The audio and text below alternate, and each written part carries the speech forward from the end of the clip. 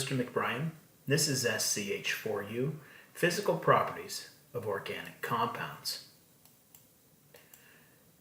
Today we want to increase our understanding of organic compounds' properties rather than focusing on specifically on structure. And we're going to talk about solubility, melting point, and boiling point in particular. In addition, we're going to discuss the acid-base properties of organic compounds. So, as we're discussing which physical properties we're considering, we're also going to be discussing the significance of these. We're going to be talking about the structural aspects of organic compounds that determines these properties, and specifically which functional groups impart given properties. Okay, so let's start with the idea of solubility.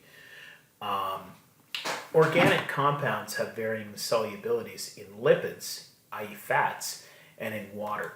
Now these are extremely important properties when it comes to pharmaceutical formulations. We want to try to design our molecules to have the right solubility characteristics in lipids versus acidic versus neutral solutions in particular. And we have to have a good understanding of how structure impacts these solubility characteristics. A quick review. Solubility is the maximum mass of a substance that can be dissolved in a fixed mass of a solvent at a given temperature. So it isn't necessarily water solubility, even though we focus on that a great deal for obvious reasons. And a substance's solubility is determined by the polarity of the substance and on the polarity of the solvent. In general, we like to say that like dissolves like. So if we have nonpolar solvents, they'll dissolve nonpolar compounds, and vice versa. Now, we've talked about electronegativity and polar bonds before. The polarity of a given compound is determined by the polarity of the individual bonds in that compound. How do we know the polarity of the bonds? Well, we compare the electronegativities of the things that are bonding together. And hydrogen and carbon have very similar electronegativities. They form nonpolar bonds. Therefore, if our compound has only hydrogen and carbon in it, it will be a nonpolar compound. In contrast, hydrogen and carbon, carbon and oxygen have very different electronegativities. Similarly, of course, oxygen and hydrogen have different electronegativities. And these form polar bonds, and this is extremely important when it comes to discussing the properties of organic compounds. So if we want to look at solubility in some different solvents, here are three solvents here: diethyl ether, dichloromethane, and hexane. Really, almost all organic compounds are soluble in these organic solvents. So there will be varying solubilities, of course, but in general, these organic solvents will dissolve organic compounds. So that part maybe isn't quite so interesting. What's more interesting is when organic molecules are also soluble in water. Usually what this means is there's a lot of polar bonds, i.e. a lot of polar groups in the molecule. So if you want to look for a soluble, water-soluble compound, start looking for something that's low molecular weight and has lots of oxygens, amine groups, or carboxylic acids. So we can look at a molecule then, and certainly organic chemists and medicinal chemists are extremely good at looking at a molecule and predicting what its solubility will be like.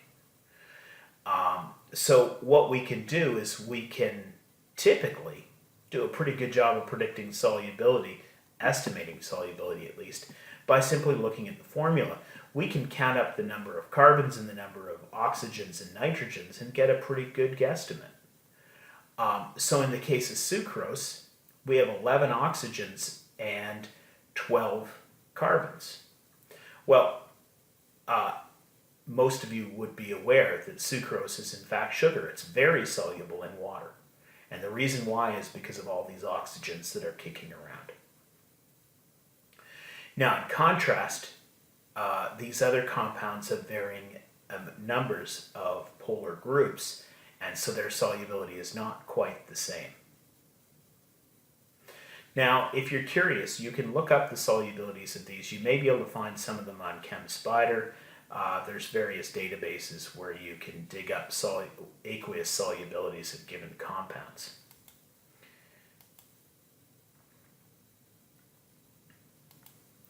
Now, if we want to discuss water solubility, it's important for us to consider the idea of solubility in acid versus base versus neutral solutions.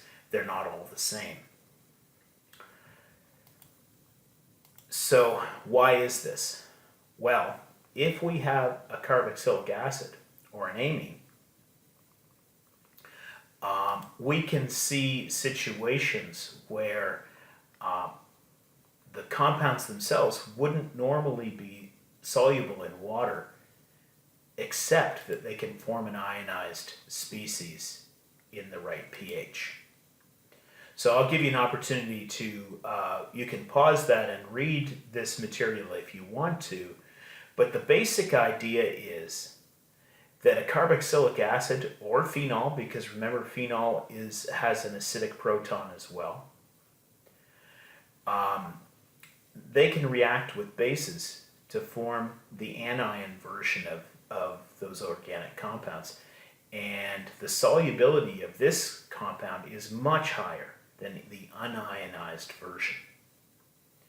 So, if you have something with an acidic proton and you want to dissolve it, then all you need to do is make sure that you put it in with base. So, we'll get back to this in a second, but bases will ionize carboxylic acids, acids will ionize amines, and ionized compounds are much more water soluble. So if your compound's only soluble in base, it's likely an acid. If your compound is only soluble in acid, it's likely a base.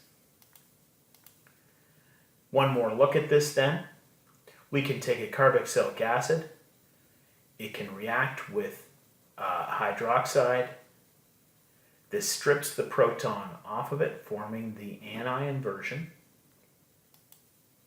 Amines, they react, the unpaired electrons accept the proton, forming the cation. And in both cases, these are much more soluble. So if you want to dissolve amines, do it in an acid. If you want to dissolve carboxylic acids, do it in base. So looking at this situation, we can have a solution is sodium hydroxide, obviously a basic solution. We can stir in non-N1-amine and non-anoic acid. Which one's more soluble? Well, hopefully we've covered the point well enough that in fact our acid will be more soluble. What form is the soluble compound? It'll be in the anion form, so this proton will be pulled off by the hydroxide and it'll be in its ionized form. Now that's a pretty suitable test or quiz question, I think. Okay, let's move on then to melting point. The melting point of a compound is the temperature range over which the solid melts to become a liquid. It's a wonderful indicator of the intermolecular forces. It's also a great indicator of the purity of your compound. So if you're doing organic synthesis and you've completed the synthesis, you can use the melt point to confirm that your compound is in pure form and that there aren't a bunch of different potentially isomers or other compounds still contained inside your sample. Just like solubilities, we can retrieve melt points of pure compounds from the Handbook of Chemistry and Physics, the CRC, or the Merck Index, or even Aldrich catalogs will do pretty well for that as well. Now, this gives us an idea of two related compounds, aspirin versus salicylic acid. And we can see that the melt points of these two compounds are quite different, even though structurally they're very similar. So this gives us an additional thing. In addition to being able to identify whether our compound is pure, we can help confirm the identity of our compound without expensive instrumentation by saying, okay, well, I think I've made aspirin. Let's measure its melt point. Well, if its melt point is 152 degrees Celsius, chances are you didn't make what you think you made. And if it melts over a range of 7 degrees, well, it probably isn't very pure either.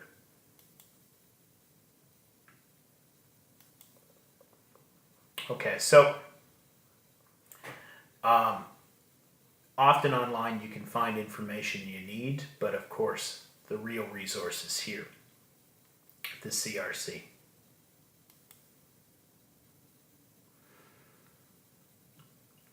So in this case, we can our reaction, if we want to do this reaction, reacting salicylic acid to make aspirin, a typical undergraduate lab, we would want to note that our melt point is around 143 degrees of our product. And if it's not, we worry that our reaction wasn't successful. Measuring melt point, this is one of the other great things about melt point, is that it's in fact extremely easy to do. You simply put a small amount of material down in a glass tube and watch through the magnifying glass as it heats up, and you record the temperature as it converts from solid form to pure liquid form. Okay, boiling point, like melting point, can be used to identify unknown compounds, help identify. Obviously, there's going to be lots of compounds with a given boiling point, but context plus boiling point can help you a great deal in identifying unknowns. And maybe more important, differences in boiling point can be exploited for purification purposes. So we can use distillation to purify given compounds. And fractional distillation, of course, is how hydrocarbons are purified for things like gasoline and other feedstocks. One other trick that we can do is if we have a volatile product of a reaction, we can heat it up and chase off that volatile product in direct synthesis. You might remember us talking about Le Chatelier's principle and pushing synthesis forward. Now, boiling point and melt point are both indications of intermolecular forces.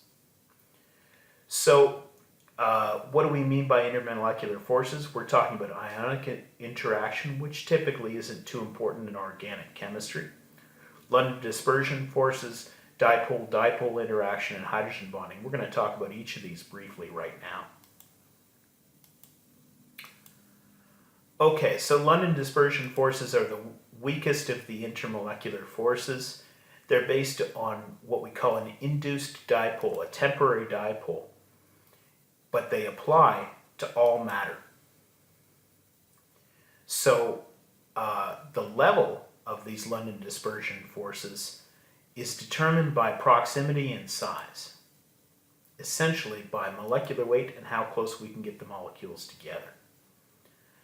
As the organic compounds get bigger in size, London forces increase, and thus so do the boiling point and the melting point.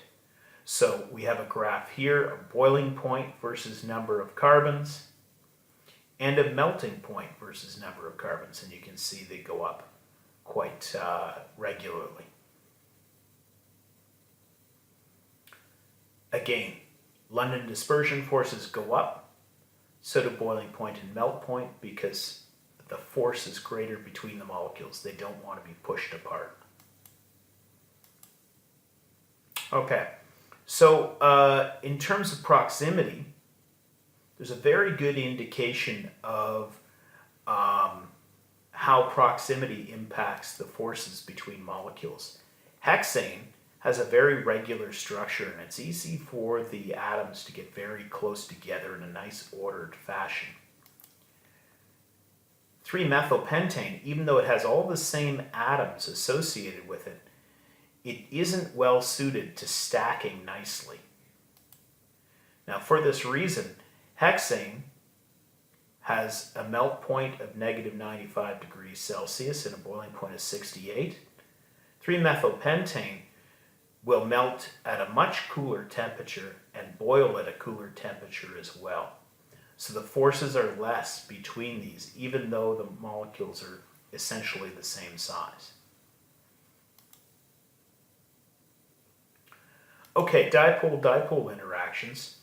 These occur in addition to London dispersion forces. So they occur, whereas London dispersion forces happen with every molecule, dipole-dipole interactions only happen sometimes. They require that there be differences in electronegativity between bonded atoms, and they also require something more. So, what we look for if we want to see dipole-dipole interactions is we look for polar molecules. Now here's where we have an interesting situation. When we compare tetrachloromethane, carbon tet, with trichloromethane, they're very similar, of course. What's interesting here, of course, chlorine is more electronegative than carbon, so it forms a polar bond, and we can see the dipole is described here by this sigma negative and sigma positive. But what's interesting about this is that because of the way the substituents are placed around the carbon, when we have 4 chlorines around the carbon, we have essentially spherical symmetry. While the bonds are polar, the molecule is not. Now, in contrast, with trichloromethane, we have a sigma positive at the top and negatives all along the bottom. This is a very polar molecule. So, in this kind of situation, we can expect dipole-dipole interactions to be much greater for this compound, trichloromethane, than for carbon tet. And in fact, that's what we see. So the boiling point for carbon tet is 15 degrees lower than the boiling point for trichloromethane, even though the molecular weight of this thing is higher.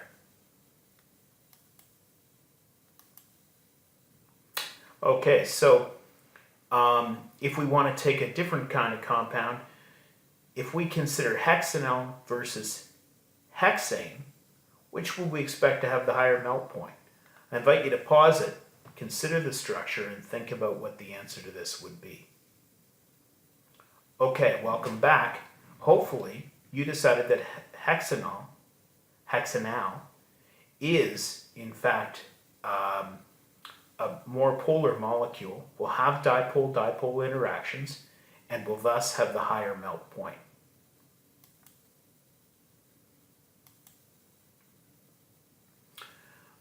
All right, now hydrogen bonding is much, much stronger than London dispersion forces.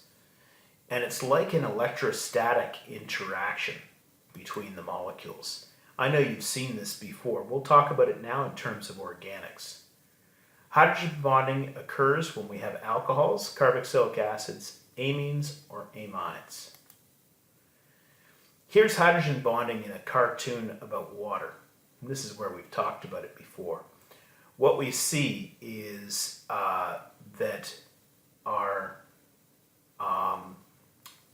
positive side of one water molecule interacts with the unpaired electrons, the sigma negative, on the other water molecule. These are pulled closer together than simple dipole-dipole interactions.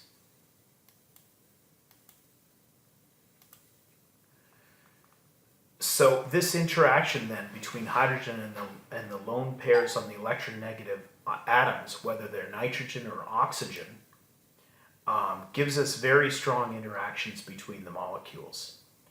Really, this is exclusive to nitrogen and oxygen because they have unpaired electrons that the proton can interact with. Since the oxygen-hydrogen bond is more polar than the nitrogen-hydrogen one, hydrogen bonding is stronger in alcohols than it is in amines. Now, we can illustrate this because we have these two compounds which have the same molecular formula, but because there's no proton no hydrogen on the oxygen here, there's no hydrogen bonding in dimethyl ether. In contrast, there is in ethanol. The London dispersion forces are comparable because they have the same formula. So really the only difference between these two molecules is that ethanol has hydrogen bonding. And sure enough, ethanol has a boiling point of 78.5 degrees Celsius. Dimethyl ether boils at negative 24.5 degrees Celsius. So that's a 100-degree difference in boiling point. So the intermolecular forces between ethanol molecules is much stronger than it is between dimethyl ether molecules. And we can say that hydrogen bonding is a very powerful tool indeed. So here's some cartoons of hydrogen bonding. We can see it in alcohols, we can see it in carboxylic acids, amines, and amides. And if we want to look at the effect of hydrogen bonding on boiling point, we can see the boiling point in degrees Celsius versus number of carbon atoms for 4 different classes. So we have alkanes and alkenes here, alcohols here, and carboxylic acids in brown. So based on the graph, which class has stronger hydrogen bonding? Well, hopefully you can see that because carboxylic acids have much higher boiling points, the hydrogen bonding is strongest between them.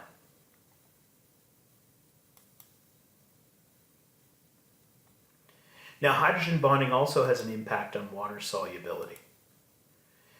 In general, even though it's increasing the force between the molecules, hydrogen bonding increases solubility.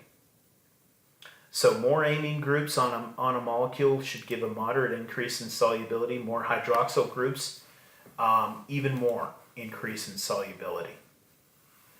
In contrast, the longer, of course, the carbon chains get, the less solubility we have. And the reason for this is no great shock. Water can take part in hydrogen bonding too. It does a really good job of this. And so methanol isn't just restricted to having hydrogen bonding between methanol molecules. It can interact with water. And that hydrogen bonding can become very important to certain processes and reactions. Now, for those of you who are interested, we can talk about some additional properties of organic compounds. Feel free to skip this or just listen if you wish.